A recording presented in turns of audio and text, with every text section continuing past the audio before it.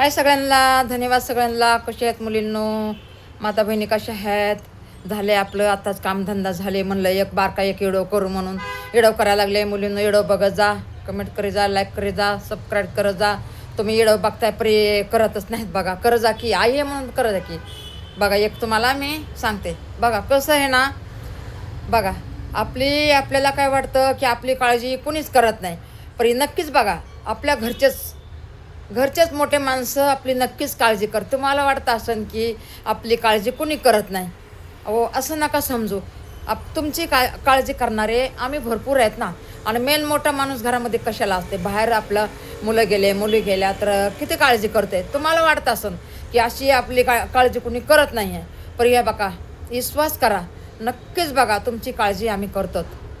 मोठं माणूस घरात असतं कशाला तुम्हीच सांगा. मोठं माणूस ह्याच्यासाठीच असते की घरात अडलं पडलं काम धंदा, खाणं पिणं, राहणं लेणं नेसणं सगळ्यांची काळजी करणारं मोठं माणूस असते. म्हणून घरामध्ये मोठा माणूस असायलाच पाहिजे बघा. म्हणून मोठ्या माणसाची जेवढी काळजी करताना तेवढं देव तुमचं चांगलं करत असते.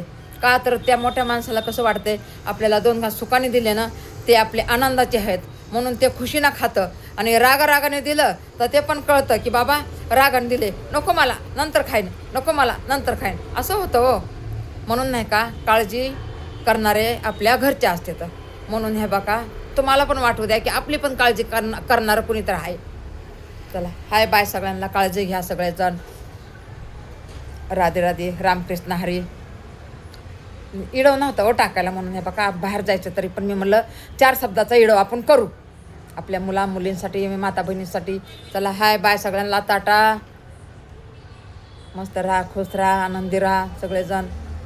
राग नका बरं काही देऊ, म्हणजे मी सगळ्यांचं सांगते, आपल्या घरचं नाही सांगत, म्हणजे सगळ्यांचं सांगते. असंच असतो प्रत्येकाच्या घरी, असंच असतो म्हणून सांगते, राग नका येऊ देत जाऊ.